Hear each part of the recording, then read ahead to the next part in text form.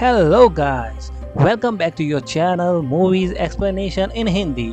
आज हम बात करेंगे 2022 में आई कार्तिकेय 2 का हिंदी एक्सप्लेनेशन, जो कि एक मिस्टर थ्रिलर मूवी है। सो गाइस, एक्सप्लेनेशन शुरू करने से मेरी आप सभी व्यूअर्स से रिक्वेस्ट है कि मेरा ये चैनल न्यू है तो प्लीज़ आप मुझे ज़्यादा से ज़्यादा सपोर्ट करें एंड मेरे चैनल को सब्सक्राइब करें।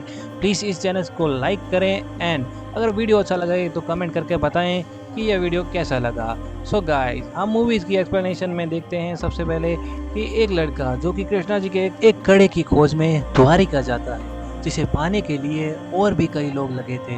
मूवी की स्टार्टिंग में हम एक फेमस आर्कियोलॉजिस्ट प्रोफेसर राव को देखते हैं, जो कि अपनी किसी रिसर्च के लिए लाइब्रेरी में जाकर कृष्णा जी की एक बहुत ही पुरानी किताब को पढ़ते हैं, जिसके अनुसार कई हजार साल पहले द्वापर युग में कृष्ण जी के पैर के अंगूठे में तीर मारकर उन्हें स्वर्ग पहुंचा दिया था।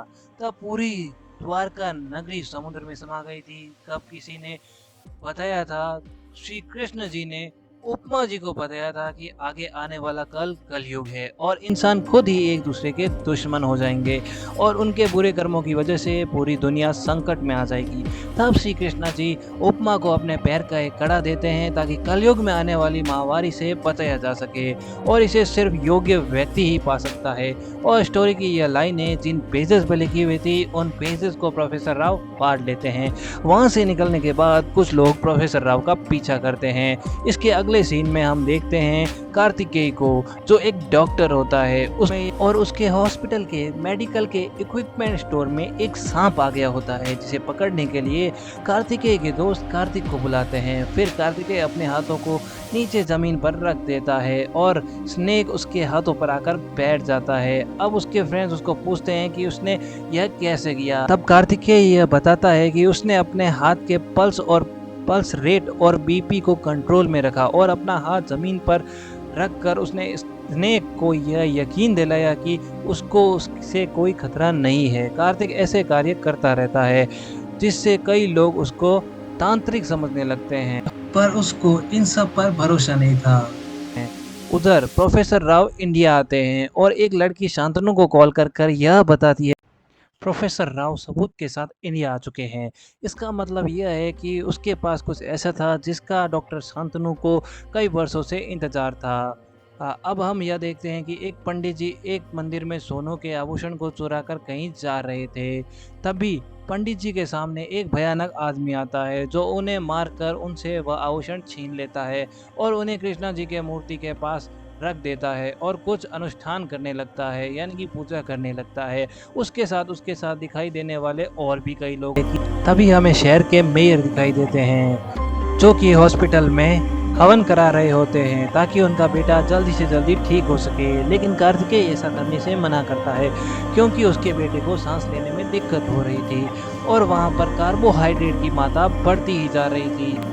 तब मेयर ने कार्तिकों को यहाँ से जाने के लिए कहा, लेकिन कार्तिकेय वहाँ से नहीं जाता है और मेयर को थप्पड़ मार देता है, जिसके कारण कार्तिकेय को कुछ समय हॉस्पिटल से सस्पेंड कर दिया जाता है। दूसरी तरफ शांतनु के डॉक्टर ने शांतनु को यह बताते हैं कि दुनिया में एक बहुत ही बड़ी महामारी फैलने वाली है और पूरी दुनिया इसकी महामारी में आने वाली है। तब शांतनु कहते हैं अब उन्हें इसके लिए एक एंटीडोट बनाना पड़ेगा, तभी वह इस दुनिया पर राज कर सकते हैं।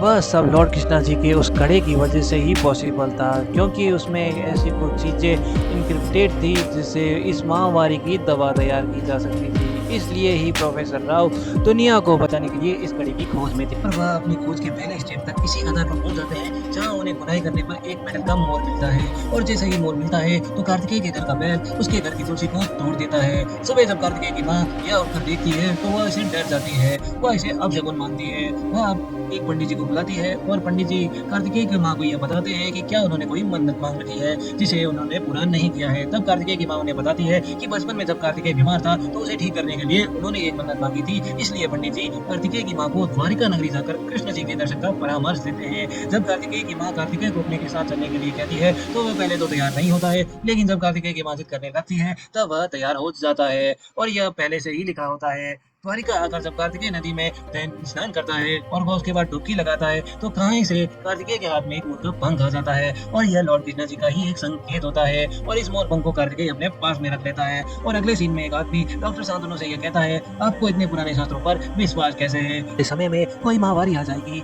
तभी डॉक्टर शांतनु उस आदमी को मार डालते हैं और कहते हैं कि कुछ साल पहले जब फ्लैग फैला था तब इन शास्त्रों की मदद से ही हमने उस फ्लैग की वैक्सीन बनाई थी और लोगों की जान बचाई थी। भविष्य में आने वाली समस्याओं का समाधान भी इन्हीं शास्त्रों में छुपा हुआ है। डॉक्टर शांतनु आने वाली महामारी का इलाज ढूंढने के लिए उस कड़ी को ढूंढ रहे थे ताकि इसकी वैक्सीन बनाकर वह बहुत सारे पैसे कमा सके। अगली रात में प्रोफेसर राव जख्मी हालत में कार्तिकेय के पास आते हैं। वह कार्तिकेय को पहले से ही जानते थे। वह कार्तिकेय को कुछ बताना चाहते थे, लेकिन जब कार्तिकेय उनको हॉस्पिटल ले जाने के लिए ऑटो लाने के लिए गया तो प्रोफेसर राव कहीं कहीं हो चुके थे। और जब यह बात वह अपने मामा को बताता है तो उसके मामा कहते हैं कि अभी ऐसे ही कई आदमी गायब होते जा रहे हैं, इसलिए कार्तिकेय तुम संभल कर रहना। और अगले दिन कार्तिकेय के मामा उसे बताते हैं कि उसकी माँ कहीं मिल नहीं रही है। तभी कार्तिकेय अपनी माँ को ढूंढ ही रहा था तो अचानक तो पुलिस कार्तिकेय को उठाकर पुलिस स्टेशन ले जाती है और उससे पूछने पर भी उसे कुछ नहीं बताती है। तो दोस्तों यह कोई और नहीं बल्कि डॉक्टर शांतनु ही करवा रहा था। डॉक्टर शांतनु के कहने पर ही पुलिस कार्तिकेय को पुलिस स्टेशन ले जाती है, क्योंकि सीसीटीवी कैमरे में डॉक्टर शांतनु को यह पता चल जाता है कि प्रोफेसर राव ने मरने से पहले कार्तिकेय से कुछ कहा था। पुलिस वाले कार्तिकेय से ये जानना चाहते थे कि प्रोफेसर राव ने कार्तिकेय से क्या कहा था, पर कार्तिकेय कहता है कि उसे उन्होंने कुछ भी नहीं कहा था। और तभी पुलिस स्टेशन में एक मुग्धा नाम की लड़की आती है और वह कार्तिकेय को एक पर्ची देकर जाती है जिसमें लिखा हुआ होता है कि वह खिड़की से जाए। तभी कार्तिकेय खिड़की से घुस जाता है और मुग्धा वहाँ से लेकर एक मंदिर में चली जाती है। पीछे पुलिस कार्तिकेय को ढूंढती रहती है। मंदिर में ले जाकर मुग्धा भी कार्तिकेय से यह सवाल करती है कि प्रोफेसर राव ने उससे उसे क्या कहा। मुग्धा प्रोफेसर राव की पोती होती है। तभी वहाँ पर एक भयानक व्यक्ति आता है जो कार्तिकेय को मारने लगता है। तो दोस्तों यह वही होता है जिसने पंडित जी को मारकर भगवान के आभूषण दे दिए थे। वो आदमी कार्तिकेय के पीछे ही पड़ जाता है। भागते भागते उसे कृष्णा जी की मूर्ति दिखती है और वह वहीं रुक जाता है। इसी बात का फायदा उठाकर कार्तिकेय और मुग्धा वहाँ से चले जाते हैं। ये सारी बातें कार्तिकेय अपने मामा से बताता है। तब उसके मामा उसे बहुत ही बड़े पंडित जी के पास लेकर जाते हैं और वह पंडित जी कहते हैं उन्हें अबीर कहा जाता है और जो कोई भी भगवान कृष्ण जी के पास जाने की कोशिश करता वे उन्हें ढूंढ के बहुत ही बुरी तरीके से मार डालते हैं। पंडित जी बताते हैं कि द्वापर युग में लोग भगवान श्री कृष्ण जी के भक्तों से लूटपाट करते थे, लेकिन यह सभी लोग भगवान श्री कृष्ण जी के ही भक्त होते हैं। पर द्वारका नगरी के लोग इन्हें ज्यादा पसंद नहीं करते हैं और इन लोगों को मंदिरों और घरों में जाने की अनुमति नहीं देते हैं। और जब कृष्णा जी के अवतार अंत के बाद अभी लोगों ने कृष्णा जी की एक मूर्ति चुरा ली और उस मूर्ति को जंगल में ले जाकर वह इनकी पूजा करने लगते हैं। लेकिन द्वारिका लोगों को इसका पता चल जाता है और वह लोग इनको बहुत पीटते हैं और द्वारिका के बाहर कर देते हैं और वे इनसे कृष्णा जी की मूर्ति भी वापस ले आते हैं। इसके बाद अबीर लोगों के मुखिया ने यह शपथ ली थी कि कृष्ण पक्ष के अलावा जो भी कृष्ण जी के पास जाने की जरूरत करेगा वे उन्हें मार देंगे। यह सब सुनने के बाद कार्तिकेय को अभी भी यह नहीं पता चल रहा था कि उसे दुनिया के बचाने के लिए क्यों चुना गया है। इसलिए कार्तिकेय मुग्धा से उसकी दादाजी के बारे में और भी जानना चाहता है। तभी मुग्धा कार्तिकेय को उसके दादाजी की लास्ट रिकॉर्डिंग सुनाती है। उसमें उसके दादाजी ने कहा था कि उन्हें वह आखिरी मुलाकात अभी तक याद है। इसके बाद कार्तिकेय को अपनी माँ की याद आती है जो अभी भी नहीं मिली थी। कार्तिकेय अपने मामा को सत्संग में जाने के लिए कहता है, क्योंकि जब वो यहाँ आए थे तो उनकी माँ ने सत्संग में जाने की बात कही थी। जब कार्तिकेय के मामा सत्संग में जाते हैं तो उन्हें माँ कार्तिकेय की माँ मिल जाती है, लेकिन कार्तिकेय अपनी माँ की सुरक्षा के लिए माँ को वहीं ठहरने के लिए कहता है और कार्तिकेय खुद मुग्धा के साथ मिलकर जहाँ मुग्धा प्रोफेसर राव से आखिरी बार मिली थी वह वहाँ जाते हैं। वह घर बहुत ही पुराना होता है क्योंकि वहाँ पर 5 सालों से कोई भी नहीं आया होता है। जब कार्तिकेय मुग्धा और कार्तिकेय के मामा वहाँ जाते हैं तो उन्हें वहाँ वही पेज मिलते हैं जिन पर उस कड़े के बारे में लिखा हुआ होता है। उन्हीं पेजेस पर लिखा हुआ होता है कि उद्यम उस कड़े को पाने के बाद उसे कहीं छुपा देता है और उन्होंने उस कड़े तक पहुंचने के लिए कई बातें भी लिखी थी। कलयुग में कई राज्यों के राजाओं ने उसे खोजने की कोशिश की थी, लेकिन कोई भी राजा उन्हें खोज नहीं पाया था। लेकिन पल्लव वंश के आखिरी राजा सूर्य पल्लव ने उसने अंत तक पहुंचने के लिए एक सुराग पता कर लिया था, पर वहां तक पहुंचने के लिए वह रास्ता नहीं ढूंढ पाए। सूर्य अपनी खोज के बारे में अपनी एक ग्रीक किताब में भी लिखा था, जिसका आधार उन्होंने एक मेटल से बनी एक मोर की मूर्ति को बताया था। प्रोफेसर राव ने अपनी 30 सालों की खोज में एक मोर की मूर्ति को ढूंढ लिया था और फिर उन्होंने उस मोर की प्रतिमा को कहीं पर ले जाकर छुपा दिया और वहां तक जाने का रास्ता का सुराग भी उन्होंने इसी कई कमरे में छुपाया था। कार्तिक की नजर वॉल पर बने आर्टिकल्स पर पड़ती है। आर्टिकल्स के बीच में एक बहुत ही बड़ी मूर्ति लगी होती है। उसे देखकर मामा यह कहते हैं कि यह तो कृष्ण तालाब की है। उन्हें यह जगह को पता है यह कहाँ पर है। तभी हम देखते हैं प्रोफेसर राव ने डॉक्टर शांतनु को उस मूर्ति के बारे में नहीं बताया था, जिसके कारण डॉक्टर शांतनु प्रोफेसर राव को मार देते हैं। अगले सीन में कार्तिकेय कृष्ण तालाब में घुस जाता है और वह उस मूर्ति को ढूंढ लेता है। उसे वहाँ मूर्ति मिल जाती है, लेकिन तभी वहाँ शांतनु के गुंडे आ जाते हैं जो कार्तिकेय से उस मूर्ति को छीनने का प्रयास करते हैं, लेकिन कार्तिक उनके साथ फाइट करके उन्हें मार डालता है और वह मूर्ति को बचा लेता है। इसके बाद डॉक्टर शांतनु पुलिस के द्वारा शहर में नाकाबंदी करवा देता है और कार्तिकेय और मुग्धा की फोटो अखबार में छपवा देता है, वो भी इनाम के साथ। इसके बाद कार्तिकेय एक ढाबे पर बैठा होता है जहाँ पर वह उस मेडल की मूर्ति पर गर्म पानी डालता है। पानी डालने के बाद उस मूर्ति का कलर गोल्डन कलर के कलर में चेंज हो जाता है और उस मूर्ति के ऊपर संस्कृत में कुछ एक पहेली लिखी होती है, जिसको समझने के बाद उन्हें यह पता चलता है कि उनका अगला सुराग मथुरा के गोवर्धन गिरी पर मिलेगा। अब मथुरा जाने के लिए कार्तिक और मुग्धा एक सुलेमान नाम के आदमी के साथ जैसे तैसे मथुरा के गोवर्धन गिरी तक पहुंच जाते हैं। गोवर्धन गिरी बहुत बड़ा होता है, इसलिए काफी देर तक ढूंढते रहते हैं वहाँ, पर उन्हें वहाँ कुछ भी नहीं मिलता। लेकिन जब वह नीचे आते हैं तो उन्हें कई लोग पकड़ लेते हैं, क्योंकि उन्होंने उनकी फोटो अखबार में देखी थी। वह लोग उन्हें एक कमरे में ले जाकर बंद कर देते हैं, जहाँ पर एक लड़की अजीब सी आवाज निकालती रहती है और थोड़ी देर बाद उस लड़की को एक तांत्रिक के पास लाया जाता है। वह तांत्रिक उस लड़की का भूत उतारने के लिए उसे पूरी तरह कोड़ों से मारता है। तभी कार्तिक उस तांत्रिक को मारता है और उस लड़की को बचा लेता है। लड़की से बात करने पर कार्तिक को यह पता चलता है कि कुछ समय पहले उसकी बेस्ट फ्रेंड ने उसके सामने ही सुसाइड करनी थी, जिसके कारण वह सदमे में आ गई और डर की वजह से उसकी हालत ऐसी हो गई। लेकिन लोगों ने सोचा उसमें कोई भूत आ गया है, लेकिन वह लड़की अब बिल्कुल ही ठीक हो गई थी। अब इसके लिए उस लड़की के भाई ने कार्तिक को थैंक यू बोला और वह कहता है उन्हें उसने गोवर्धन गिरी पर्वत पर देखा था। वह कहता है पुराने लोगों का कहना है कि उस पर्वत पर उत्तर की ओर नहीं जाना चाहिए, लेकिन यह सुनते ही अगले दिन कार्तिकेय और मामा उत्तर की तरफ जाते हैं। उत्तर की तरफ जाने के बाद उन्हें एक गुफा मिलती है, जिसके गेट पर उस मोर की मूर्ति को लगाने पर वह गेट खुल जाता है। जब गुफा के अंदर वह जाते हैं तो वहाँ काफी अंधेरा होता है। तभी कार्तिकेय कुछ मंत्र बोलता है, जिसके कारण वहाँ रोशनी आ जाती है। वहाँ एक टेलीस्कोप दिखाई देता है। वह टेलीस्कोप को लेकर बाहर आ जाते हैं। गुफा से यह टेलीस्कोप उनका अगला सुराग था, लेकिन जब कार्तिकेय अगली समय उठा तो उसने पाया कि वह टेलीस्कोप लेकर मुग्धा कहीं गायब हो गई है और थोड़ी देर में उन लोगों को कुछ लोग पकड़कर रेगिस्तान लेकर आ जाते हैं और वहाँ कार्तिकेय को उल्टा कर देते हैं और मामा और सुलेमान को गर्दन तक जमीन के अंदर गाड़ देते हैं। तभी वहाँ डॉक्टर शांतनु आ जाता है और वह कार्तिकेय से कहता है तुझे प्रकृति ने सुना है, इसलिए तुझे इस रेगिस्तान में ही छोड़कर जा रहे हैं। देखते हैं प्रकृति तुझे बचाती है या नहीं। उनके जाने के बाद मुग्धा वहाँ आ जाती है और वह उन लोगों को बचा लेती है। मुग्धा कहीं भागती नहीं है, बल्कि वह अपने दादा के कुछ लोगों के पास मदद मांगने के लिए जाती है और उन लोगों से मुग्धा को यह पता चलता है वो मदद सिर्फ एक ही आदमी कर सकता है और उसका नाम है धनवंतरी। इसलिए वह लोग धनवंतरी से मिलने उसके घर जाते हैं। जब वह उनकी धनवंतरी के घर पहुँचते हैं तो वह देखते हैं कि धनवंतरी आंखों से देख नहीं सकता, लेकिन फिर भी उसने काफी सारी बुक किताबें पढ़ी रखी होती है।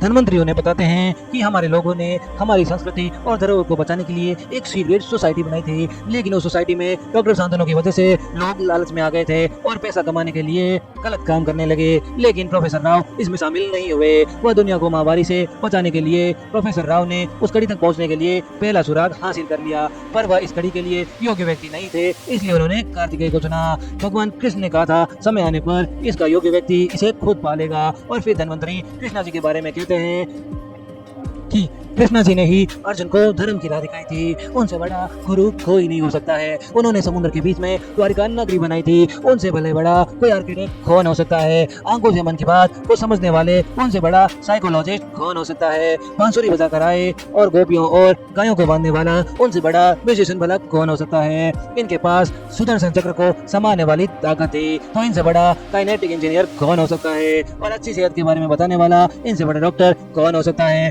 भगवान श्री कृष्ण की यह सब कुछ बातें सुनकर कार्तिकेय बहुत प्रभावित होता है और उसके कृष्णा जी में विश्वास और भी बढ़ जाता है। तभी वे लोग उनसे टेलीस्कोप के बारे में पूछते हैं। तब वह कहते हैं कि चंद्रशिला पर्वत पर जाकर नक्षत्रों को टेलीस्कोप से देखना पड़ेगा, तभी उन्हें उनका आगे का रास्ता पता चलेगा। लेकिन इस बीच बहुत ही मुश्किलें आएगी, लेकिन उन्हें उनको रुकना नहीं है। वहाँ से निकलने के बाद उन्हें पुलिस घेर लेती है, पर कार्तिकेय गाड़ी को नदी में खुदा देता है, लेकिन नदी में बर्फ जमी होती है, जिसके कारण वह गाड़ी को चला पाता है। लेकिन रास्ते में ही उनकी गाड़ी का पेट्रोल खत्म हो जाता है और जब वह गाड़ी से नीचे उतरते हैं तो वहाँ पर डॉक्टर शांतनु के लोग आ जाते हैं। लेकिन तभी वहाँ अभी आ जाता है और वह डॉक्टर शांतनु के लोगों को मार डालता है और उसके बाद वह मामा को मारने के लिए दौड़ता है, क्योंकि मामा के पास भगवान श्री कृष्ण जी की चीजें थी। लेकिन वह अचानक रुक जाता है, क्योंकि अब कृष्ण पक्ष लग गया था और वह 24 घंटे तक कोई हिंसा नहीं कर सकता है। इसलिए वह लोग अब चंद्रशिला पर्वत पर पहुंच जाते हैं।